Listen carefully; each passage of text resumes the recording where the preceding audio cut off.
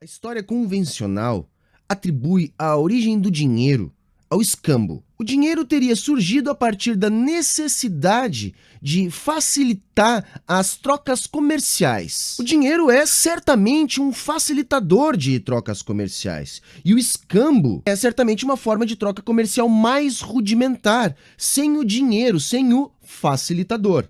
Porém, admitir que das trocas surgiu o dinheiro é admitir as trocas como algo natural nas sociedades humanas. Reparem, né, gente? Aí a gente está falando de troca no sentido comercial, trocas econômicas. Aquela troca que existe para suprir uma necessidade material da vida. A presunção parte da ideia da escassez de recursos, o que em tese levaria à troca. Tipo o homem primitivo, que tinha acesso a peixes, mas não a couro. Logo, ele produz um excedente em peixes para trocar com quem não tem acesso a peixes, mas tem acesso a couro. Assim, quem tem acesso a couro, mas não a peixes, produz um excedente a fim de trocar por peixes. Essa suposição é uma derivação realizada a partir da observação da propriedade de meio de troca existente no dinheiro. E é feita a partir do fato da nossa sociedade estar organizada a partir das relações de troca comercial. Essa é uma suposição clássica. Ela está lá em Adam Smith e depois também pode ser encontrada, reproduzida em toda a literatura clássica econômica. Enfim, ela possui diferentes adaptações, porém o princípio é o mesmo. É uma visão resultante de uma derivação lógica que assume como premissa a existência do Homo econômicos. Uma suposição que parte da premissa que existe na natureza humana uma vocação mercantil. Aquela ideia do selvagem primitivo negociante que calcula preferências temporais, que se abstém de consumir, que produz inovação e excedente e que busca outros pares para realizar uma relação de troca.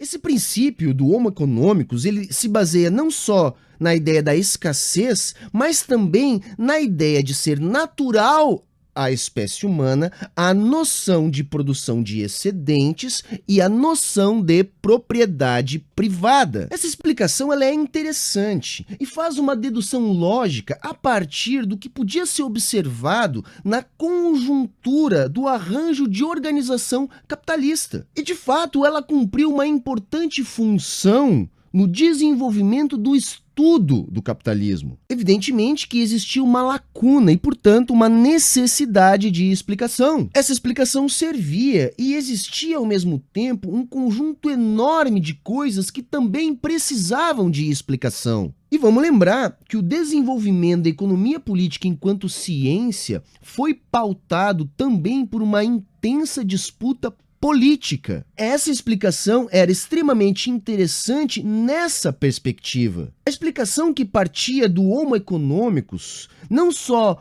preenchia essa lacuna, como também exercia outra importante função. Permitia reduzir a complexidade das relações sociais humanas a um jogo de perde e ganha, de utilidade e de satisfação. Ou seja, permite reduzir toda a complexidade das relações humanas à simplicidade das relações de troca comercial, atendendo aos interesses da classe capitalista que se estabelecia no mesmo momento que se desenvolvia a economia política enquanto ciência. Essa redução ao Homo econômicos permitiu a elaboração de modelos matematizados que dizem que a liberalização dos fluxos é capaz de equalizar os rendimentos. Essa redução, em última instância, é o que sustenta toda a teoria clássica, neoclássica e todas as teorias derivantes dessa matriz. O fundamental que temos que entender é que quando Smith desenvolve essa ideia, não existia produção histórica, antropológica, que sustentasse o que ele estava dizendo. Era uma lacuna a ser preenchida. Não havia materialidade que corroborasse tal hipótese. Antropologia e história utilizam fontes arqueológicas junto das suas elaborações, portanto, utilizam de recursos materiais para sustentar suas narrativas. Quando Adam Smith escreveu, não havia tal materialidade que explicasse a origem do dinheiro, por isso era uma lacuna a ser preenchida pela ciência. E o realmente importante que temos que saber é que, quando a história e a antropologia foram contar essa história baseadas em materialidade, o que se observou foi justamente o oposto. Não há fonte histórica material que justifique a hipótese de Adam Smith. Não há precedente histórico que confirme o mito do selvagem negociante. Não há precedente histórico do dinheiro emergindo da necessidade de um facilitador de trocas em diferentes organizações de sociedades humanas. Não há precedente material que justifique esse mito de que o dinheiro, na forma de sal ou de peles, tenha surgido como um facilitador de trocas comerciais que aconteciam anteriormente em forma de escambo. O que há é justamente o contrário. Os mercados e o dinheiro, ou seja, a existência de um meio de troca exclusivamente voltado para a reprodução da vida material, ou seja, voltado para a realização de trocas materiais que estariam ali para cumprir uma função na reprodução da vida material, só existem, só apareceram depois da existência do Estado, só apareceram, só são observáveis em sociedades de Estado. O que eu quero dizer com isso? Que a troca entre dois indivíduos ou entre grupos de indivíduos a fim de cumprir uma função, de preencher uma necessidade material, só é observada em sociedades que já tinham o Estado como organizador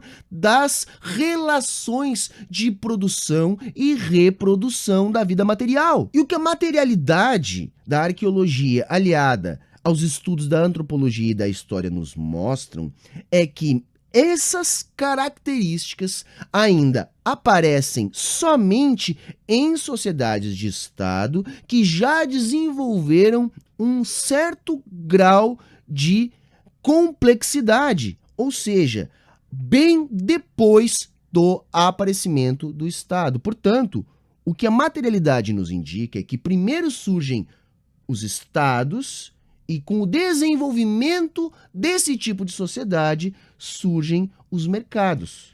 Em sociedades comunais, ou seja, em sociedades que o contrato social não envolve nenhuma forma rígida de hierarquia social, ou seja, em sociedades sem Estado, não existem sinais de existência de noção de propriedade privada e de produção de excedentes. E, logicamente, dessa forma, também não há sinal de trocas comerciais. A propriedade dos meios de reprodução da vida material era de posse coletiva. Logicamente, então, não havia a necessidade de troca. Se aquela sociabilidade estabelecida tem acesso a peixes e não couro, ela utiliza outra coisa para substituir o couro, uma coisa que ela tem acesso. As chamadas hordas primitivas, ainda lá nômades, caçavam, coletavam, pescavam juntos.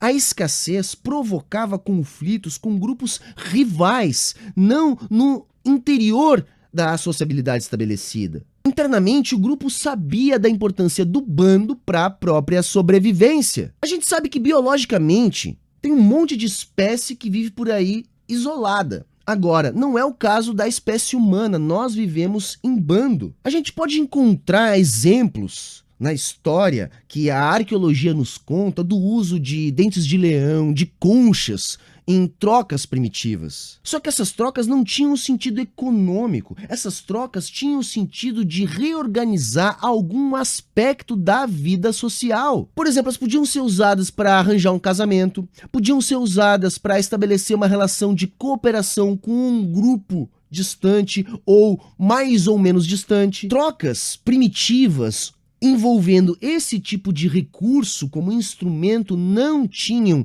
a função de cumprir com uma necessidade material da reprodução da vida, não tinham função econômica. Nos agrupamentos sedentários, onde a organização da vida social não foi estruturada a partir de uma hierarquia vertical, também não se desenvolveu a noção da produção de excedentes e de trocas comerciais como instrumento para resolver o problema da escassez material. Para que essa noção se desenvolvesse, foi necessário que a noção de dívida assumisse um pressuposto de reciprocidade imediata. Ou seja, as relações sociais precisaram ser pautadas por ações que exigiam uma outra ação imediata em contrapartida. E é importante que a gente saiba, nas sociedades não estruturadas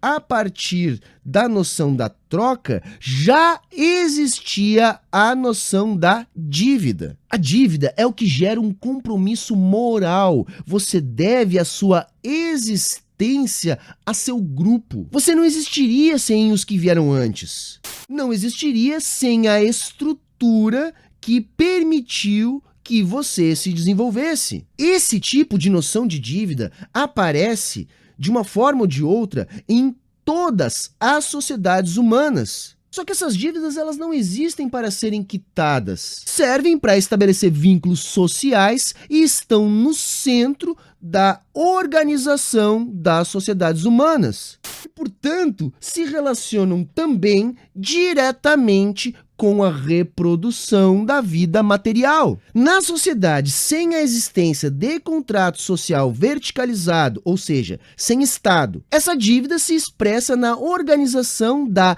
hierarquia social horizontalizada, na construção de relações baseadas na sobrevivência do grupo. O compromisso é com o grupo. As relações de consumo são comunais e os papéis sociais definidos por aptidão. Por exemplo, a experiência dos mais velhos necessária para a sobrevivência do grupo, ou, por exemplo, a defesa das mulheres e dos mais jovens, já pensando na espécie futuramente. A especialização de sociedades organizadas em formato de hierarquia vertical tem em comum o aparecimento da força como instrumento organizador da sociabilidade. O processo de sedentarização necessariamente envolve um processo de divisão social do trabalho. Portanto, envolve um grau de especialização. Essa especialização acontece por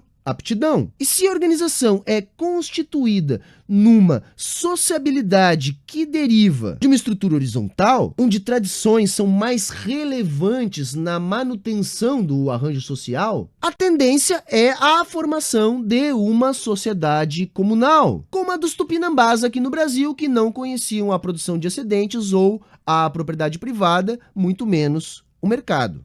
Se a estrutura de organização deriva de uma sociedade onde não há estabilidade para que as tradições tenham mais peso do que a força para a manutenção da sociabilidade que garante a reprodução da vida material, a especialização leva à formação de uma sociedade de Estado. Os determinantes constituintes dessas estruturas são muitos e envolvem o tempo e o espaço. Sim, envolve onde esse agrupamento se sedentarizou, envolve quais recursos naturais estão disponíveis no momento da sedentarização desse agrupamento. Temos que observar também as diferenças nas matrizes culturais que deram origem a esses agrupamentos quanto a seres socio-historicamente desenvolvidos. A proximidade ou não com outros grupos, além, é claro, do tempo de desenvolvimento de cada agrupamento em cada local. O que materialmente a história e a antropologia nos provam é que o mercado só se desenvolveu nas sociedades onde a característica do uso monopolista da força pelo soberano existiu. Nessas sociedades, a noção de dívida pela vida, que eu citei há pouco, deixa de ter uma conotação moral comunal, onde você deve um comportamento ao seu grupo, e passa a ter uma conotação de dívida material que você tem com a estrutura que existe onde você vive. Ou seja, essa estrutura organizada de forma hierarquicamente vertical, ou seja, você deve algo material ao Estado. Em resumo, você deve o seu trabalho ou o fruto dele à estrutura que permite a sua existência material. Essas estruturas hierarquizadas verticalmente nascem das disputas sociais, onde a força é o determinante para a resolução do conflito. Essa força nasce da associação de grupos em torno de um conjunto de crenças morais estabelecidas por dívidas decorrentes de rearranjos sociais que formam estratos sociais capazes de exercer dominação em relação às forças produtivas, estabelecendo a divisão de classes sociais e, portanto, a luta de classes imposta pelo Estado. Esse tipo de organização que eu estou dizendo agora, ele foi observado no Crescente Fértil e também na América, onde os povos tinham organização em sociedades de Estado. Assim, o Estado passa a cobrar essa dívida em forma de tributos. Esses tributos vão ser usados na manutenção da sua própria estrutura. A maior parte dessa estrutura é a sua estrutura de força, que é o condicionante da sua existência. A especialização desse tipo de organização implicou na existência de forças cada vez maiores e cada vez mais permanentes. O aumento da população, a disputa com outros grupos que também tinham a mesma lógica de organização social, obrigaram a ampliação das forças desse tipo de organização estatal. E só para citar um exemplo, quanto maior o exército, mais gente seria necessária para produzir proventos para essa força, para esse exército. O poder soberano do Estado pode resolver esse problema usando sua força para cobrar por sua estrutura de proteção. Ele pode manter seus exércitos oferecendo para seus soldados um crédito. Sim, um crédito de dívida dos cidadãos sujeitos à proteção do Estado para consigo. Um instrumento como esse pode ser qualquer coisa que o Estado aceite como pagamento de tributos. Ao fazer isso, ele obriga a todos que estão sob seus domínios a possuírem esse instrumento. Eles precisam disso para pagar os seus impostos. Assim, o Estado cria um valioso mercado para esse instrumento. Um Estado poderoso, expansionista, ao invadir determinada região, sim, depois de derrotar as tropas locais, ele leva consigo esse instrumento. Aí eles podem trocar pela produção local com os produtores locais. Os produtores, diante da dominação, sabem que terão de pagar seus tributos utilizando esse tipo de instrumento. Dessa forma, são assim induzidos a também aceitar, a também criar um mercado para tal instrumento. Esse instrumento é justamente o que podemos chamar de dinheiro.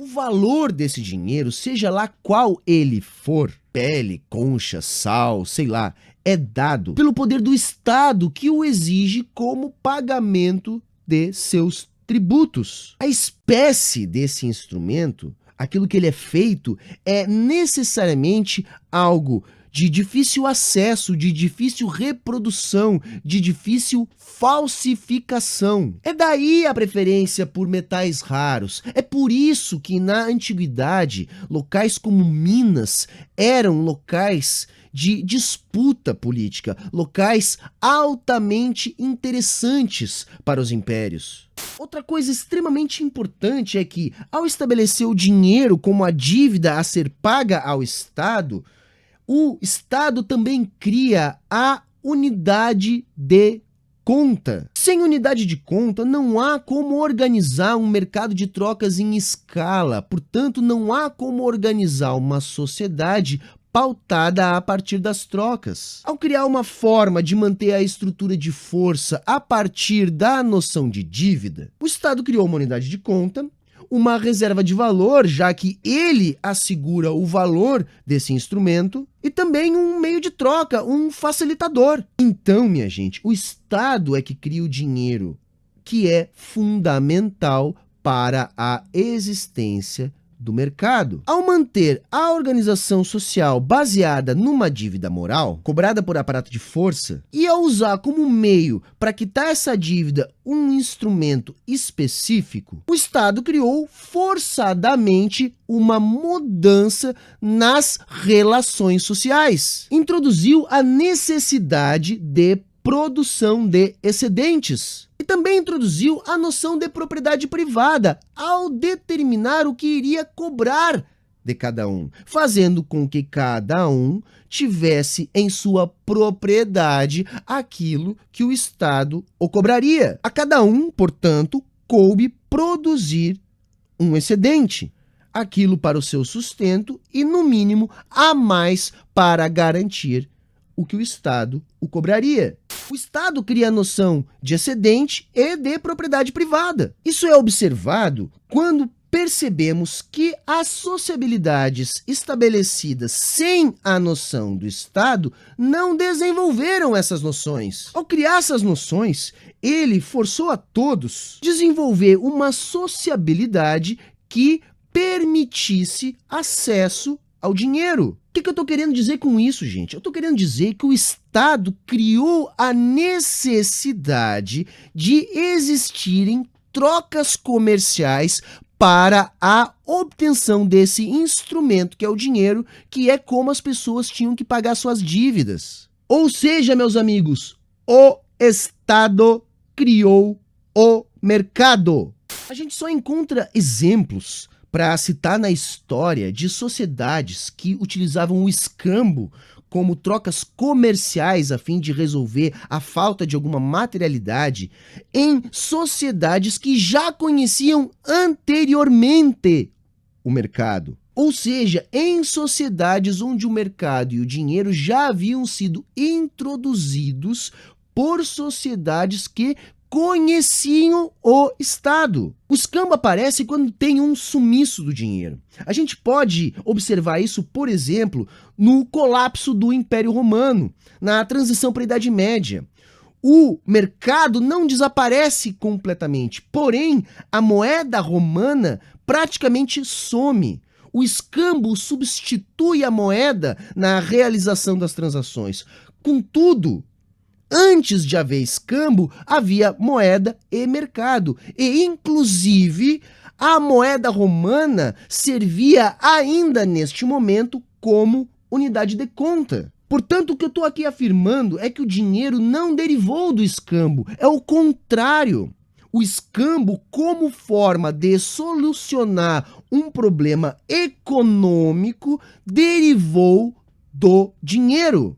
Todas as formas que conhecemos de escambo ou de instrumento de troca anteriores ao Estado não cumpriam funções econômicas, ou seja, não existiam para acessar recursos materiais responsáveis pela reprodução da vida. Existiam para cumprir funções ritualísticas e ou de reorganização das relações sociais. E outra coisa importante, em todos os casos, aconteciam entre estranhos. Não aconteciam internamente nos grupos sociais. Gente, eu sei que o vídeo ficou longo, mas esse tema é muito importante e é controverso.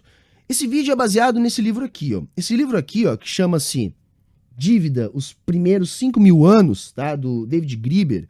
Ele é um antropólogo e nas mais de 700 páginas, pelo menos 200 são de notas e fontes. Fontes que recorrem a instrumentos primários, lá da arqueologia, a estudos da antropologia, da história econômica. Enfim, se você quer aprofundar mais esse conhecimento, eu sugiro que você leia esse livro que vai estar aqui na descrição. Valeu, moçada! Lembrando, todo o conteúdo aqui do Saia da Matrix é um oferecimento dos nossos mecenas, que como eu chamo, as pessoas que espontaneamente ajudam na manutenção do canal. Também aqui na descrição vai estar o link do nosso Apoia-se e o link do nosso site, se você quiser outras formas de ajudar o Saia da Matrix. Valeu, moçada! Falou e até a próxima!